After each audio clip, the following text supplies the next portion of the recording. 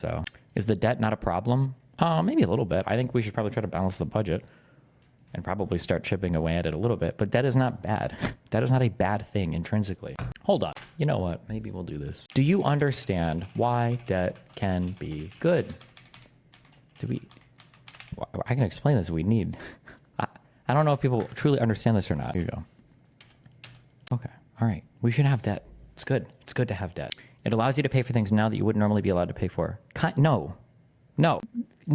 Kind of, but no. That's a poor person. No, I shouldn't even say poor person. That is good because of leverage. That's why.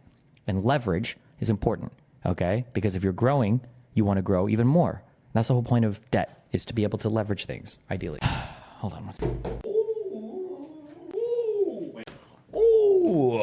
Literally almost every other non-Western country endlessly repeats the line, the West has fallen, almost with glee. I have an Indian friend who says it all the time. It's so annoying. Yeah, but then people in the West say it as well. So it's like so cringe. Can you explain the leverage? Well, most people said they understood why debt is good, so fine a VOD. Look at me explain it in the past. I think it's spit on you. Do you have any color combos like blue and white? I don't know. I'll look for new shit. The thing is, in Miami, I can't really wear many different types of clothes because it's fucking hot. There is no layering here. That's why we need to move to New York. London is the shithole of Europe right now. It is one of the worst places you can be in Europe.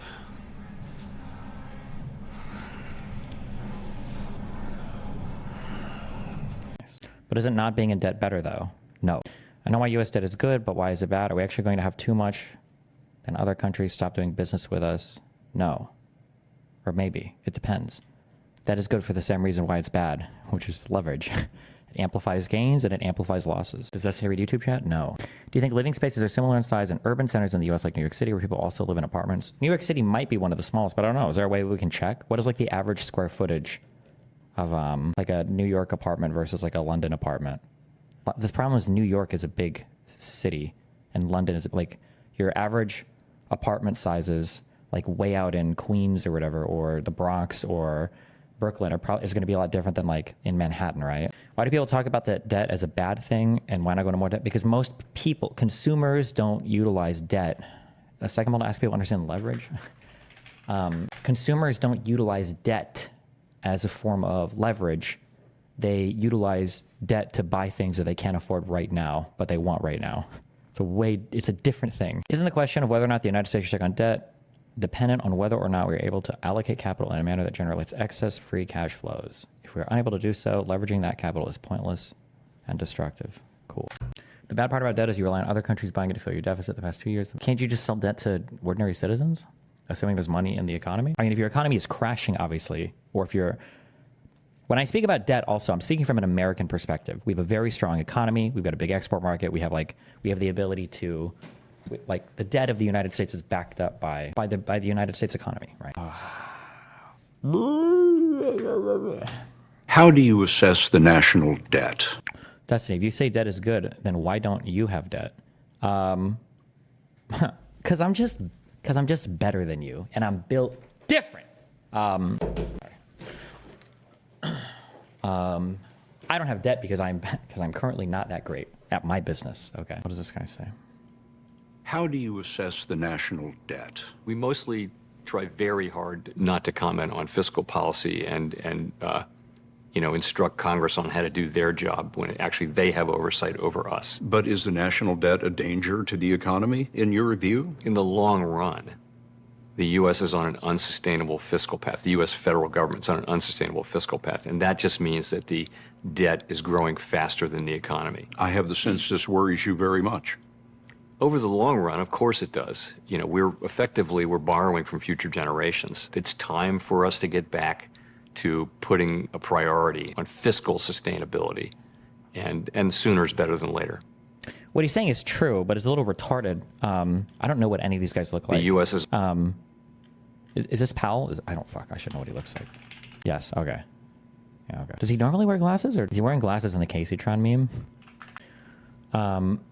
He wears glasses at the FOMC events. Okay. Okay.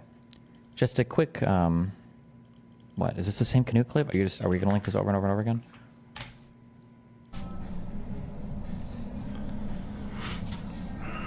I wouldn't walk around the parts of Paris myself by night. No, when I was Paris, name me a major city that has gone up and hasn't gone down all over the world, dude.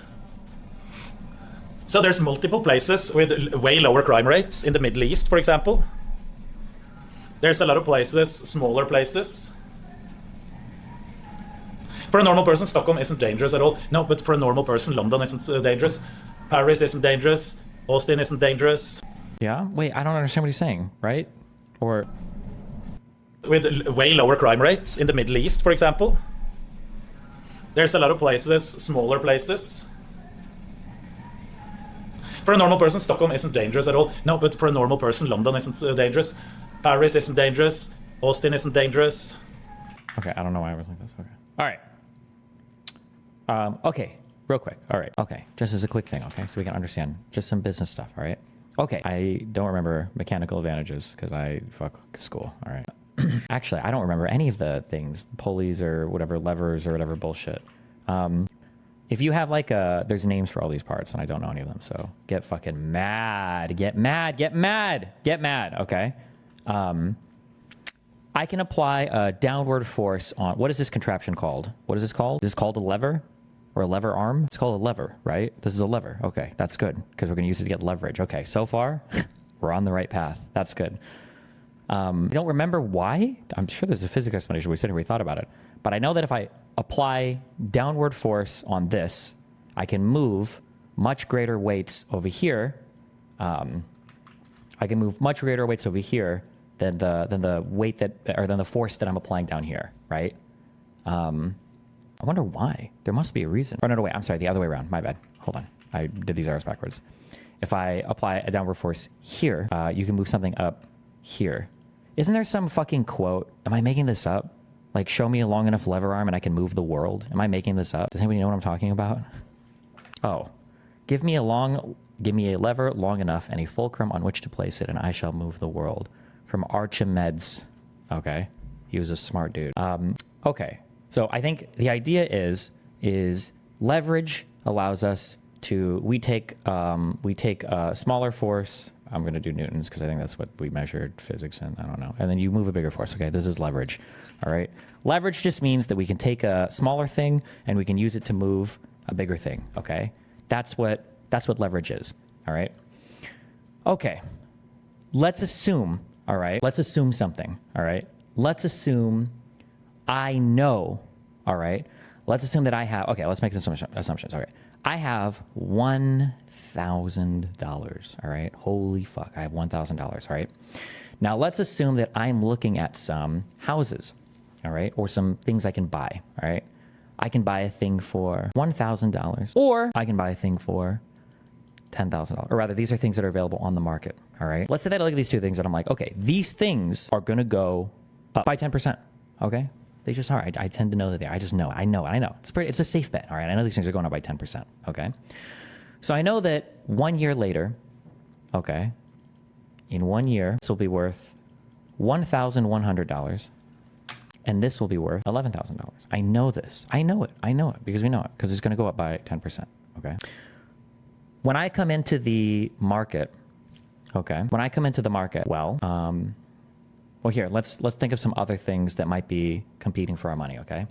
Let's also say that if I put my money into a savings account, let's say that, we'll say these are investments. Oh my God, there's some MBA guy watching me who wants to kill himself, and I'm glad, okay? We'll just call this a savings account, okay? That's the only thing we can put our money in ever in the economy, all right?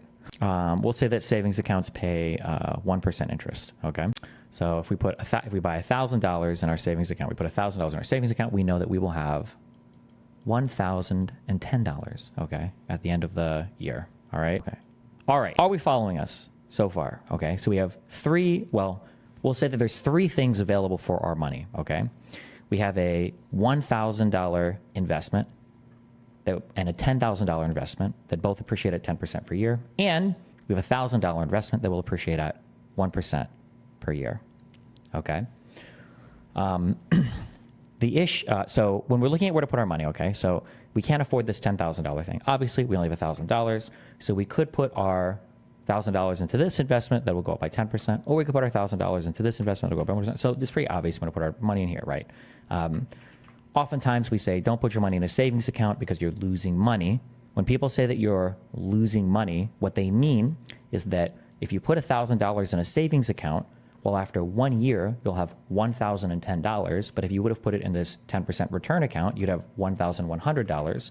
So by putting your $1,000 in the savings account, the difference between these two end results is about $90. So you would call that your opportunity cost, right? You've lost $90 essentially because you could have put that money into a more profitable domain, but instead you put it here. So the opportunity cost of this investment was $90. We'll save gain, right? Okay. Right? Basic. You understand this? This is okay, right? We got this so far? Pretty easy? Okay. Now let's say that there's a guy in the market. Wait, hold on. Okay. Let's say that there's a guy in the market who comes in and he says, hey, I will lend you, I can lend you money. At an interest rate. Okay. So I could lend you $9,000. I can lend you $9,000. Okay. Holy fuck, I drew that poorly. I can lend you $9,000, but all this alone, but I'm going to charge you 4% interest to do it. Okay. After 1 year. Okay. Well, okay. If we were to borrow $9,000 and then we were to pay it back at the end of a year, our interest would be 4% of 9,000 is 9 and 9 is 18, 18 and 18 is 36. So it would be $360 of interest that we would have to pay on this $9,000 loan, right? So, okay. So we could borrow the $9,000. We could pay money on, the loan, but yeah, I mean, if we want, we have this money available to us, right? Okay. So let's think about what can we do with our money? Well, what do you want to do? Okay. Well, see that we can borrow this money here, this $9,000, okay? And we see that he's loaning it at 4%. But if we borrow this $9,000 at 4%, we have access to this investment here that's going to appreciate the same way that this investment here will appreciate. We know that these are going to appreciate at the exact same rate, okay? Well, if I can make $10,000, or if I can basically invest in a thing for $10,000 or a thing here for $1,000, but I know both are going up at 10%, why wouldn't I borrow money here at an interest rate that's less than the appreciation of this asset here to make more money?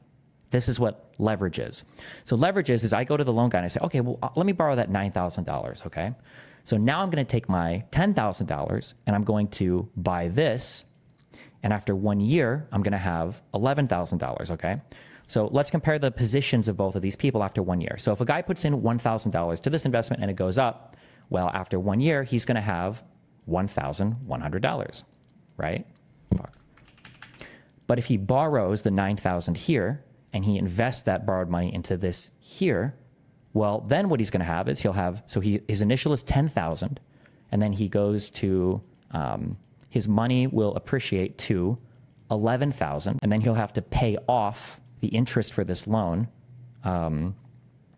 which is $360, right? $640, right? Which is so his ending, I guess, amount of money will be and then minus the $9,000 he has to get back, right? Did I fuck any of this up? Hold on, I wrote something wrong. Wait, no, I didn't. I'm crazy. I'm going crazy. Okay, $1,640. Okay.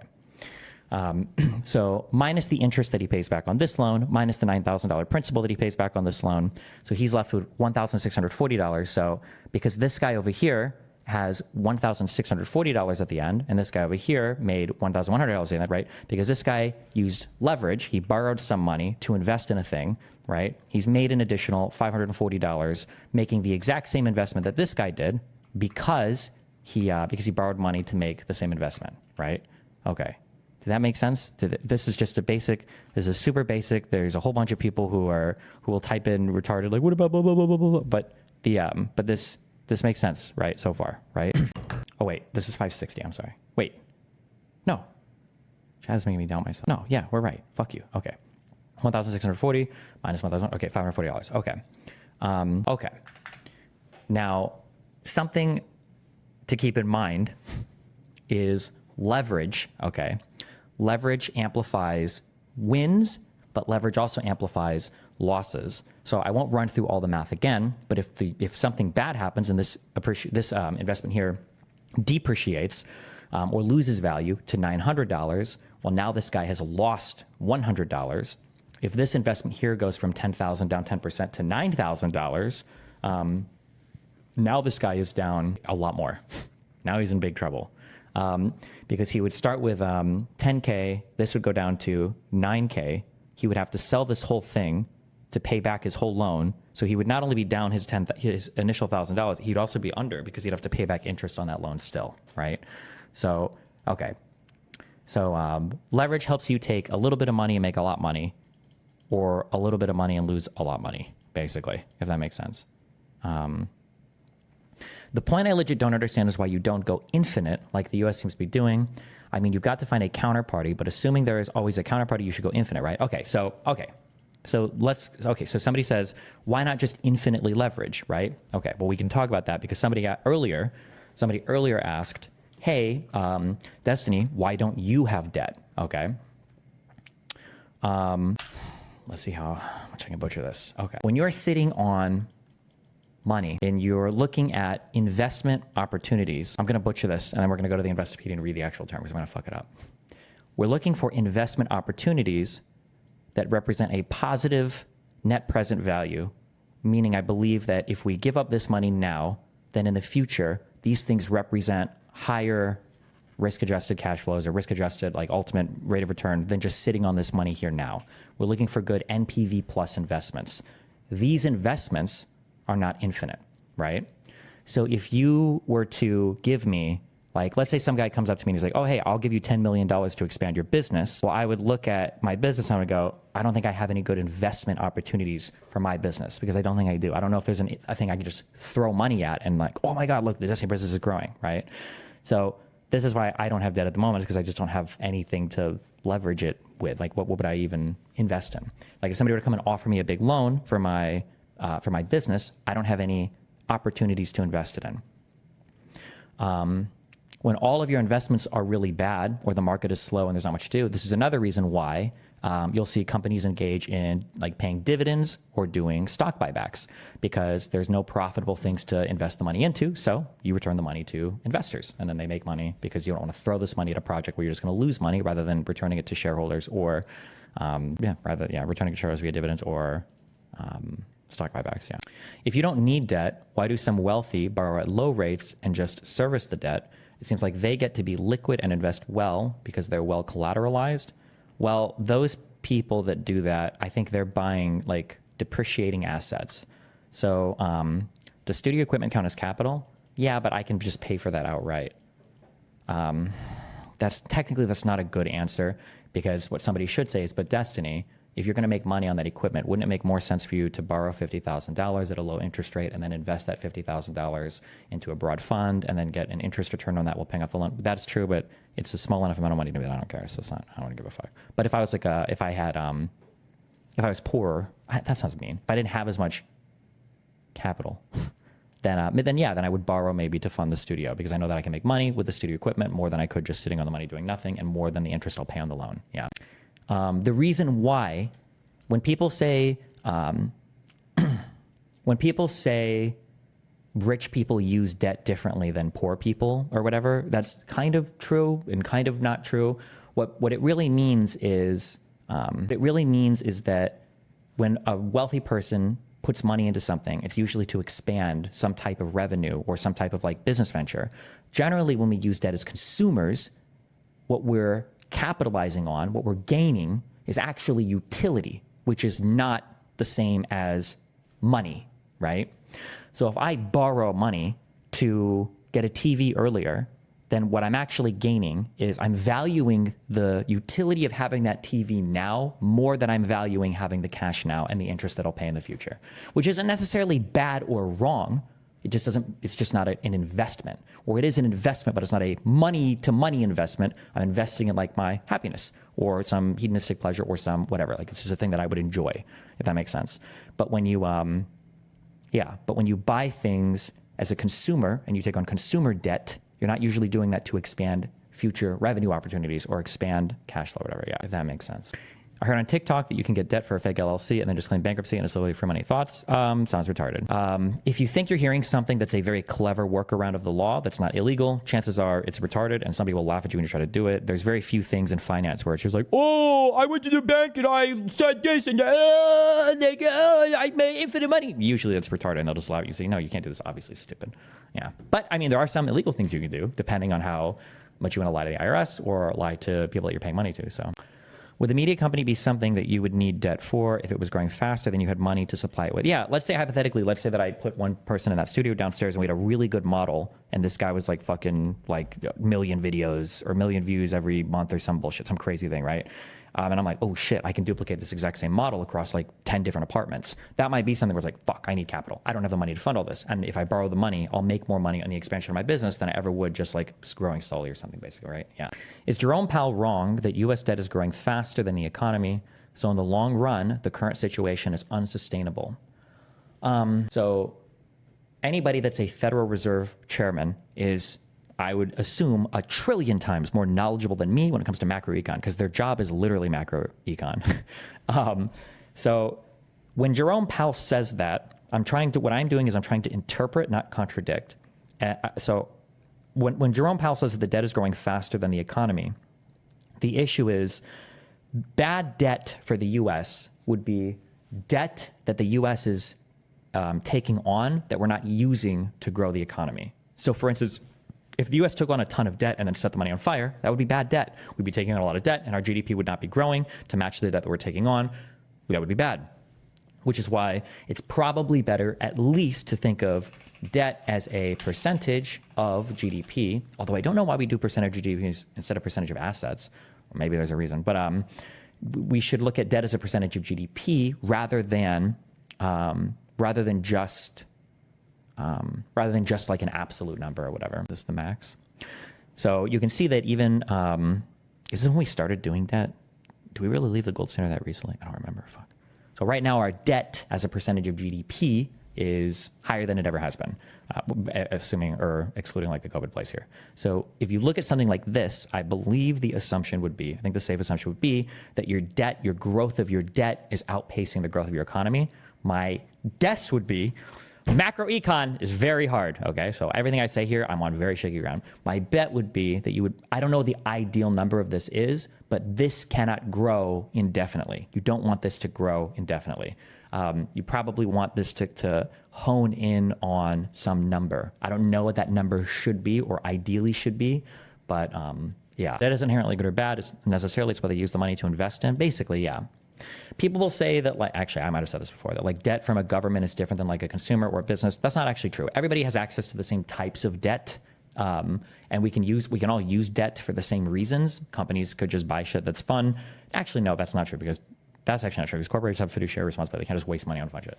But like consumers have access to debt that they can leverage. But governments should be using debt. In my opinion, I believe governments should be using debt like a business, basically, which is one of the annoying things about Trump saying that he was going to run the government like a business because he didn't do that. But yeah. Is deficit spending the idea that you're spending for things today with tomorrow's dollars?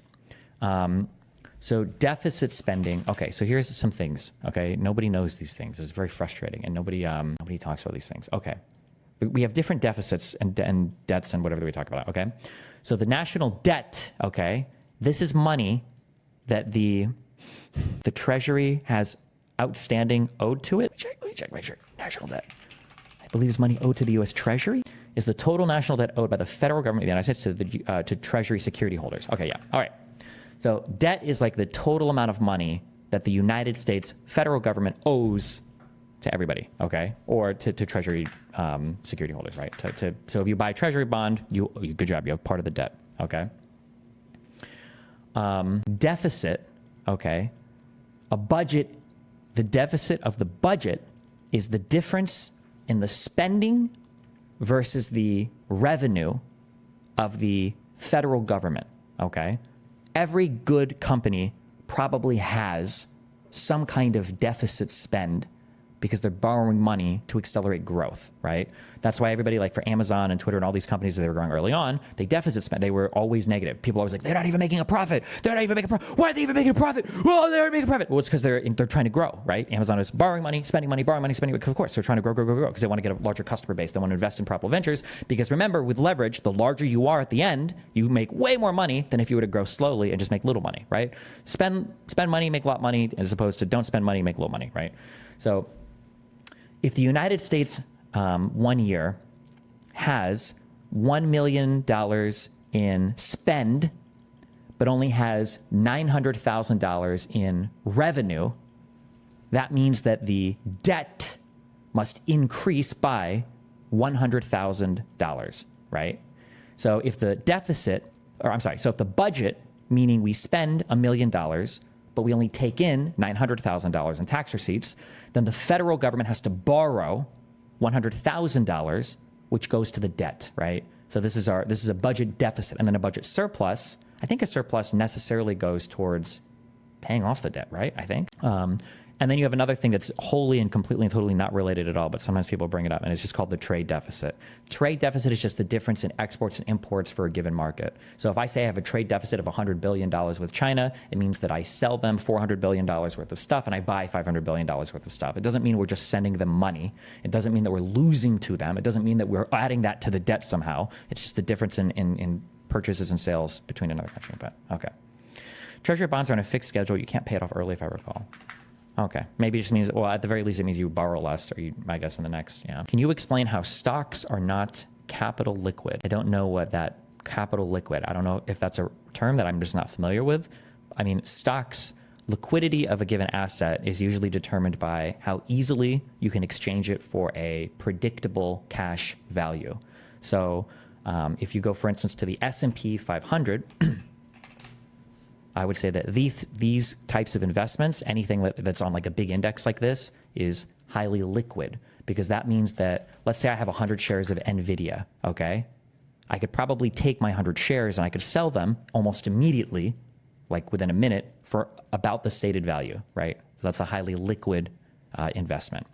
And then you have things called cash equivalent things, which are just basically always assumed, like a treasury bond would be a cash equivalent because you can just trade it for the printed value of it because it's the same as cash basically, or cash as a cash equivalent, right? Can you explain what the debt ceiling is and when it should/can be raised? So the United States government, some governments are like this, some aren't. I don't know what determines if it is or isn't, or I guess it's just in your legislation. So in the United States, the government is only allowed to borrow up to a certain amount. They're only allowed to have so much debt, and that's called the debt ceiling. And every time we approach the debt ceiling, Congress has to pass legislation to increase the amount of money that the United States federal government can borrow.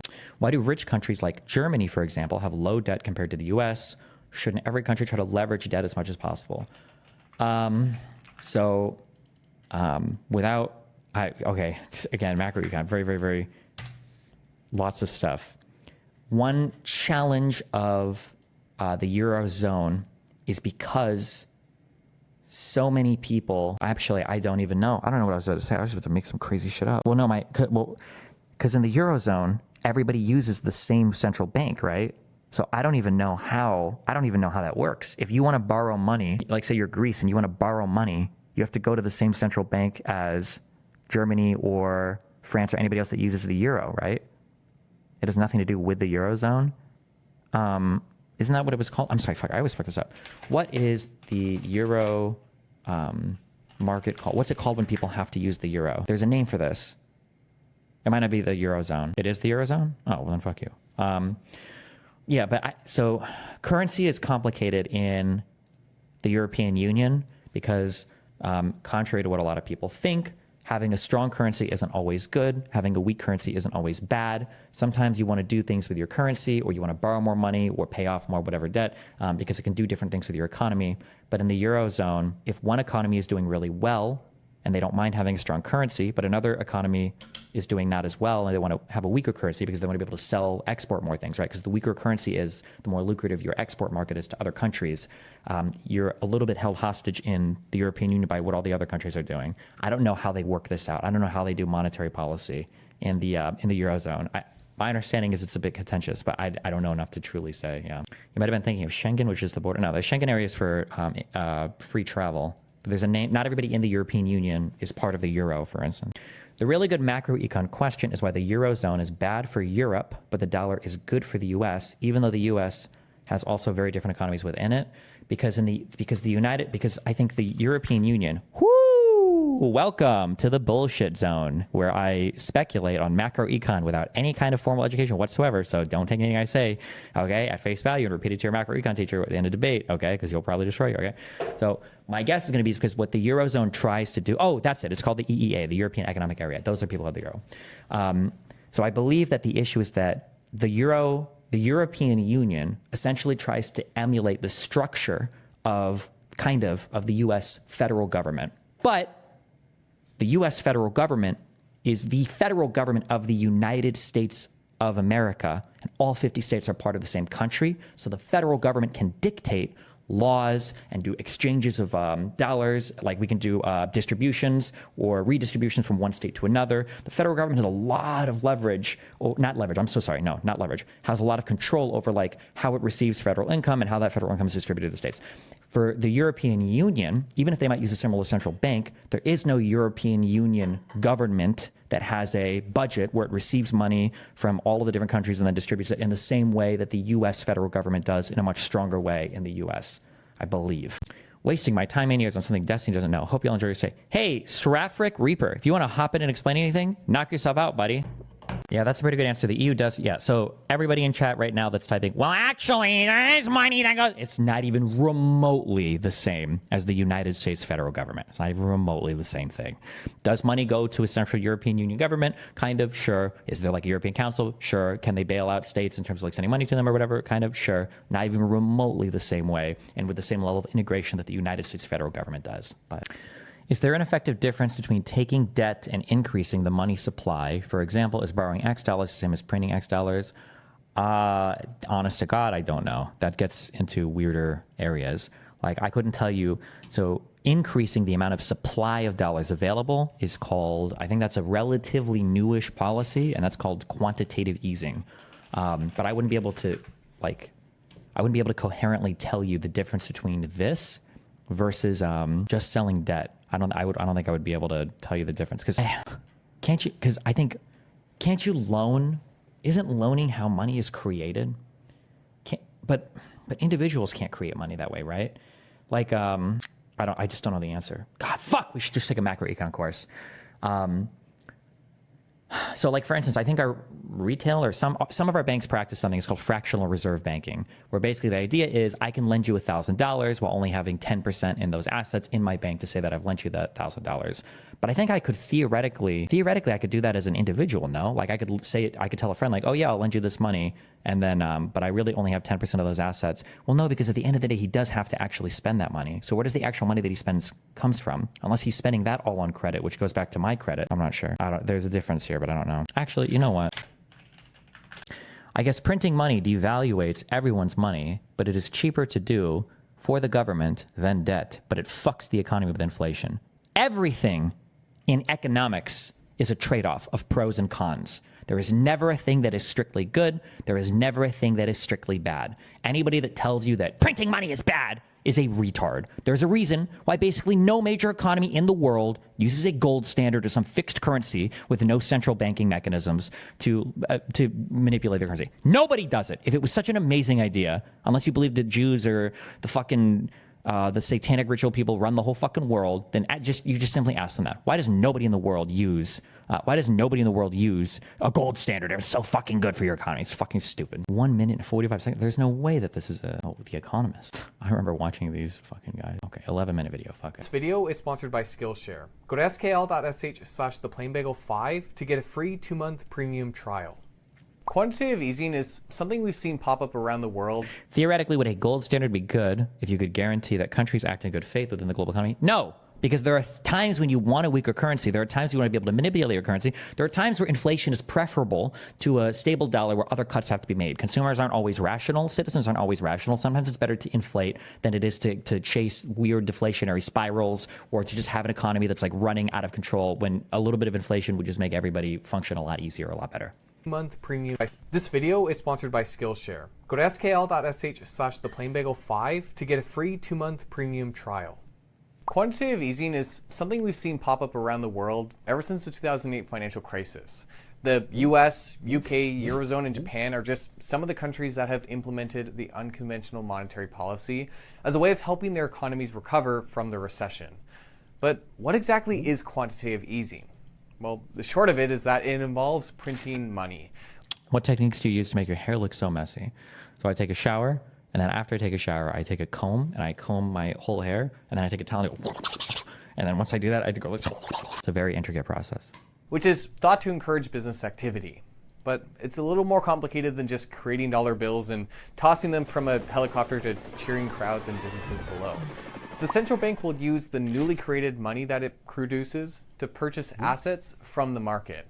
And while this isn't different from what the institution actually typically does, it's the scale and the type of assets involved that makes quantitative easing so unconventional and, quite frankly, controversial. So let's go through how quantitative easing works and what it means for the economy on today's Plain Bagel. A country's central bank, like the Federal Reserve in the US and the Bank of Canada in Canada, is the steward of the country's currency. They are intended to be an Destiny, an economist said that even though they don't use the gold standard, every currency starts and ends in gold, even Bitcoin. Is that true? No, that's who said that. That's the dumbest thing I've ever heard in my life. Bank of Canada in Canada is the steward of the country's currency. They are intended to be an independent institution from the government.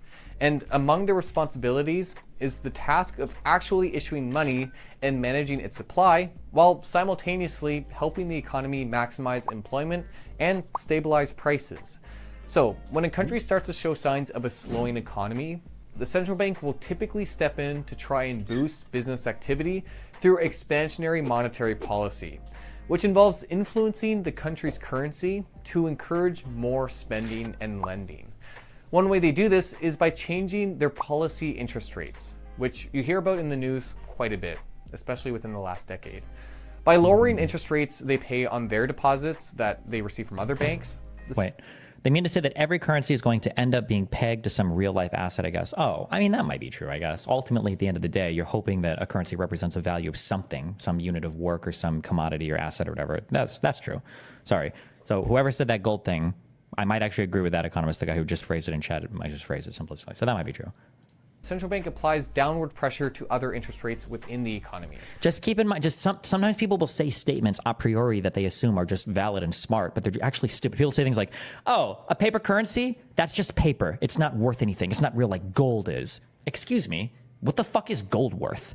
Gold is worth nothing either. You understand that, right? It's fucking worthless. We use it as something electronics or for some other things or whatever. It's just a limited thing. It's just it's a thing of scarcity that if you want, you can trade it. But there's no reason why gold is intrinsically or inherently valuable. That's also a human assignment of like, oh, well, it's scarce, so we can get assigned to some level of value.